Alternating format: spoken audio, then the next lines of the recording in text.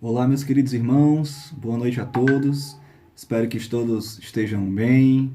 Nós não conseguimos, infelizmente, fazer a nossa live por algumas questões técnicas, mas nós estaremos tentando resolver esse problema para domingo a gente conseguir fazer ao vivo.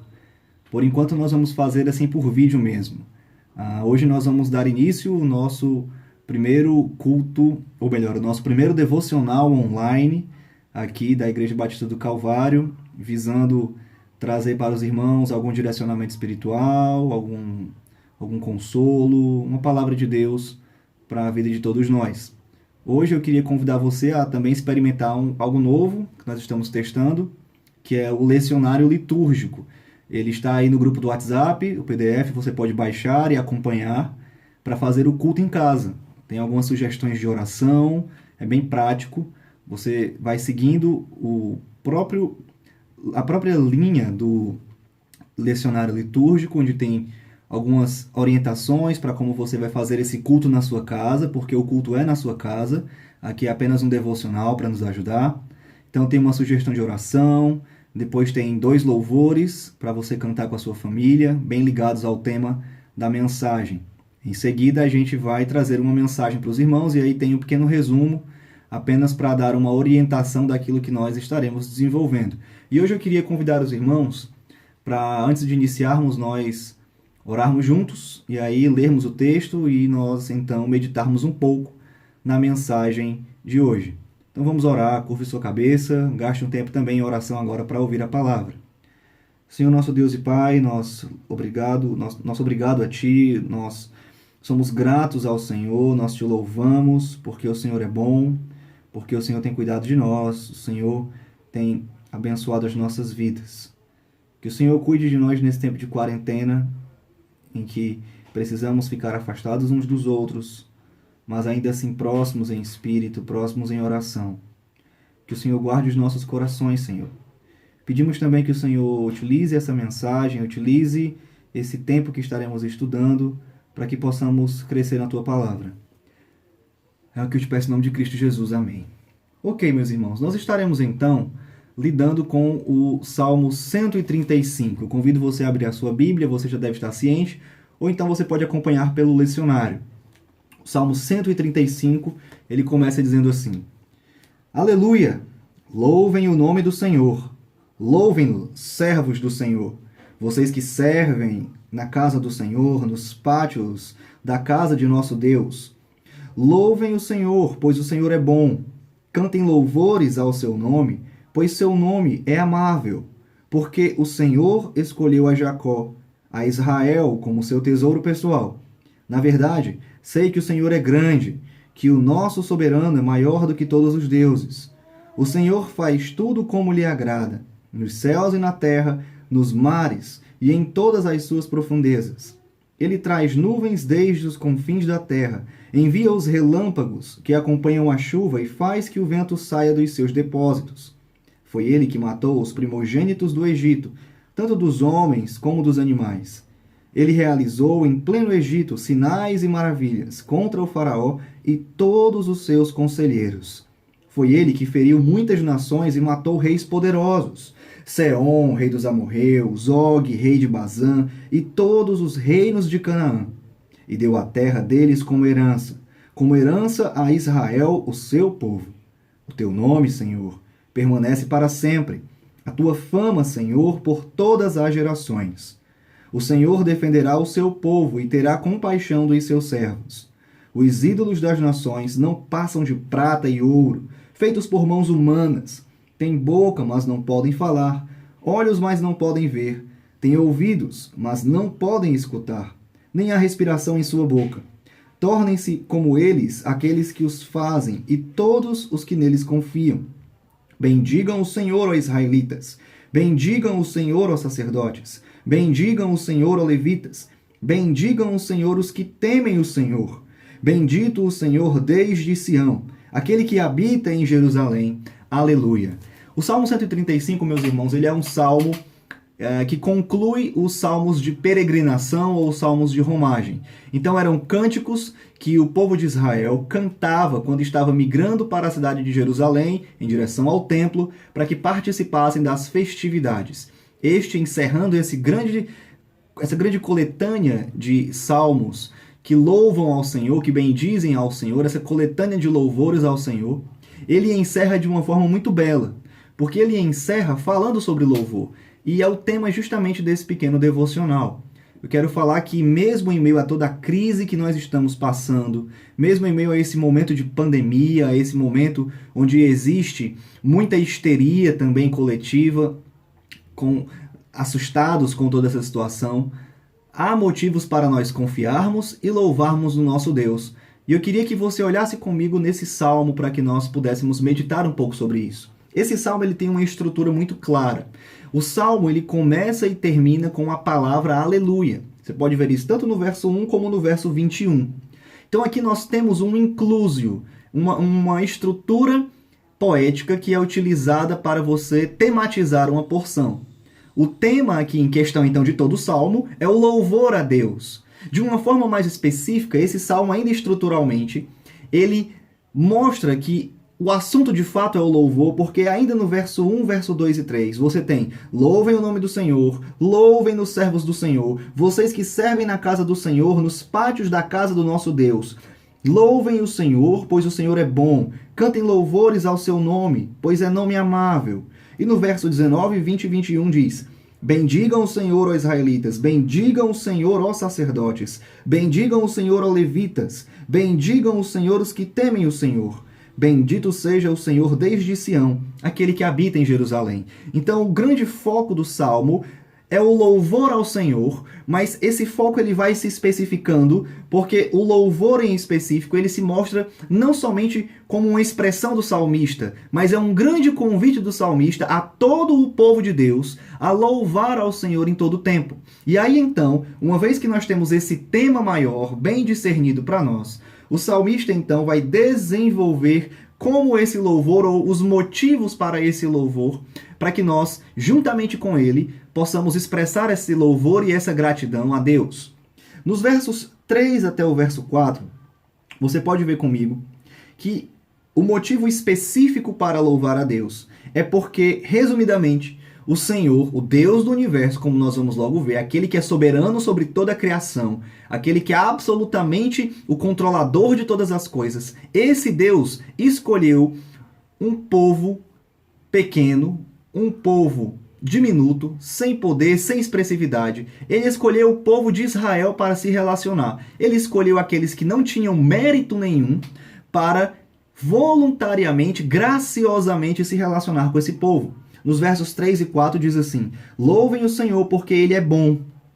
Cantem louvores ao seu nome porque Ele é amável. Por que Ele é bom? Por que Ele é amável? Porque Ele demonstra essas qualidades? Por que os salmistas estão convidando todos a cantarem sobre essas qualidades, essas virtudes, esses atributos de Deus? Verso 4: porque o Senhor escolheu a Jacó, a Israel como seu tesouro pessoal. O grande motivo específico inicial para celebrar a Deus em louvor é que Deus escolheu voluntariamente, em amor e bondade, na sua graça, se relacionar com o povo que não tinha méritos nenhum. E aqui já fica para nós uma aplicação fora do tempo. Que nós temos sim motivos para louvar a Deus em meio à crise, porque o nosso Deus nos escolheu em meio a um mar de pecadores que estão perdidos, para nós estarmos em relacionamento com Ele. Deus escolheu nos tirar do inferno, que é uma morte muito pior. Deus nos escolheu tirar debaixo da sua ira, que é uma condição muito pior. Jesus, falando sobre a questão da morte, sobre alguns que temiam morrer, Jesus certa vez disse: não temam somente aqueles que podem lançar o corpo na sepultura, temam antes aquele que pode lançar o corpo e a alma no inferno. Deus nos livrou de uma condição muito pior do que um vírus que está causando toda essa pandemia no mundo. Deus nos salvou para si, para se relacionar com Ele, e nós temos a promessa de que isso é bondade de Deus. Mas o salmista continua nos versos 5 até o 7, onde ele vai desenvolver mais um motivo para louvar a Deus. Deus não somente escolheu o povo para se relacionar, e nós estamos incluídos nesse povo, mas Deus também é um Deus que age. Deus é um Deus que intervém. Deus, ele não nos abandonou, ele não criou a sua criação, ele não criou os seres humanos e simplesmente como que dando corda em um relógio, ele foi embora e escolheu não mais ter relações com a sua criação. Aqui nós descobrimos que Deus é um Deus que intervém. Mas não somente é um Deus que intervém, porque essa sua absoluta onipotência soberana sobre tudo, o salmista vai mostrar que Deus utiliza em favor do seu povo. Observa como ele vai dizer nos versos 5 até o 7. Na verdade, sei que o Senhor é grande, que o nosso soberano é maior do que todos os deuses. O Senhor faz tudo o que lhe agrada nos céus e na terra, nos mares e em todas as suas profundezas. Ele traz as nuvens desde os confins da terra, envia relâmpagos para que acompanhem a chuva e faz que o vento saia dos seus depósitos. Ele é absolutamente soberano. Ele é onipotente. Ele tem todo o poder para controlar todas as coisas. Mas olha como esse Deus aplica isso em favor do seu povo. Nos versos 8 até o 12, o que nós temos agora é uma especificação do louvor, porque Deus usa de toda a sua absoluta soberania em favor do seu povo. Veja como ele faz isso contra os inimigos do povo. Verso 8 diz: Foi ele que matou os primogênitos do Egito, tanto dos homens como dos animais. Ele realizou em pleno Egito sinais e maravilhas, contra o faraó e todos os seus conselheiros. Foi ele que feriu muitas nações, matou reis poderosos, Seom, rei dos amorreus, Og, rei de Bazã, e todos os reinos de Canaã, e deu a terra deles como herança a Israel, seu povo. Deus é quem absolutamente interviu de forma graciosa em favor do seu povo e usou de toda a sua onipotência soberana para humilhar o faraó, para humilhar os grandes príncipes do Egito, os grandes sacerdotes e magos do Egito.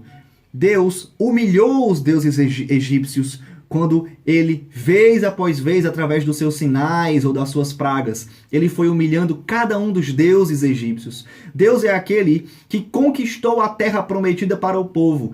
O povo aqui reconhece que é ele quem venceu os reis, é ele quem venceu as tropas que estavam em Canaã, é ele quem expulsou aquelas pessoas e foi ele quem entregou a terra. Deus é um Deus que intervém nas nossas vidas, meus irmãos. Deus não só continua soberano sobre o trono do universo, mas ele continua usando de toda a sua soberania para intervir na realidade da criação, para agir sobre a criação e agir em nosso favor. Por que nós podemos confiar em Deus e louvar em meio à crise? Porque nós sabemos e cremos que o nosso Deus, ele pode sim intervir em tudo que está acontecendo e fazer com que todas as coisas que estão acontecendo redundem para o nosso favor. Por último, o salmista convida todo o povo a louvar e confiar a Deus, tendo como motivo específico o fato de que Deus é absolutamente maior do que qualquer outro Deus de qualquer outra nação. Sejam aqueles deuses físicos, feitos em esculturas, em ícones, em imagens, seja os deuses modernos, como o dinheiro, como o poder, como o sexo, como a ciência, como a razão, como todos os outros deuses. Deus é absolutamente maior do que todo e qualquer um desses deuses. Olha o que ele diz. O teu nome, Senhor, permanece para sempre. A tua fama, Senhor, por todas as gerações. O Senhor defenderá o seu povo e terá compaixão de seus servos. Os ídolos das nações não passam de prata e ouro, feito por mãos humanas. Têm boca, mas não podem falar. Olhos, mas não podem ver. Têm ouvidos, mas não podem escutar. Nem há respiração em sua boca. Tornem-se como eles, ou são como eles, aqueles que os fazem e todos os que neles confiam.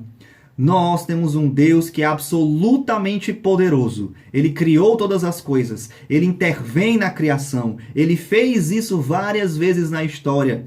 E aqui nós temos a garantia de que esse Deus não muda. De que ele permanece para todos sempre como aquele que, uma vez que graciosamente escolheu se relacionar com seu povo, é aquele que batalhará e defenderá o seu povo. Porque nós podemos confiar e louvar a Deus, e mesmo em meio à crise. Porque nós temos um Deus que escolheu nos salvar de algo muito pior. Porque nós temos um Deus que fez isso porque ele é absolutamente livre. Ele é soberano sobre tudo. Porque nós temos um Deus que ele intervém na criação. Nós temos um Deus que intervém ao nosso favor. Porque nós temos um Deus que não se compara com esses deuses das nações, que não tem poder absolutamente para nada. Ainda que eles façam coisas como a ciência, como a razão, ainda que desenvolvam benesses. Todas essas coisas só acontecem por causa que são criatura de Deus, porque espelham a imagem e semelhança de Deus. Porque é assim que Deus quer fazer e usa mesmo até aqueles que são maus, aqueles que estão escravizados ao pecado, para beneficiar o seu povo.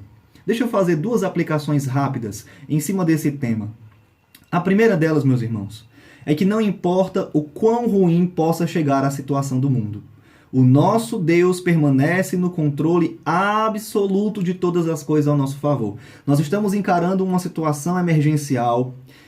É certo que nós precisamos de muita responsabilidade, muita prudência nesse tempo. Mas muitas pessoas têm sucumbido a uma histeria coletiva. Muitas pessoas têm encarado essa situação como que se fosse o fim do mundo. Pessoas estão cada vez mais atormentadas, com medo de sair nas ruas, com medo de sair sequer da porta de casa, achando que o mínimo passo para fora das suas casas vão fazer com que elas acabem contraindo esse vírus e morram. Eu não quero entrar aqui em questões de dados sobre as pessoas, a quantidade de pessoas que adquirem e contraem sintomas, as pessoas que adquirem e morrem, ou as pessoas que são curadas, que eu já sei que é a ampla maioria. O meu ponto é, nós não precisamos sucumbir à histeria coletiva.